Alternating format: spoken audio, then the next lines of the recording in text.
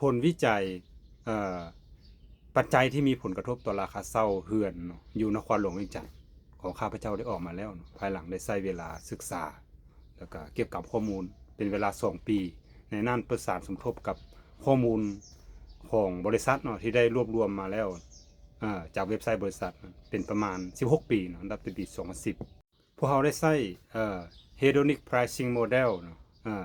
ในในรูปแบบconvenience sampling โดยเก็บเอาเรือนเช่าเนาะที่มีความหรูหราเนาะระดับ $2,000 ต่อเดือนขึ้นไปในนั้นปัจจัยที่มีผลกระทบต่อราคาเช่าเนาะ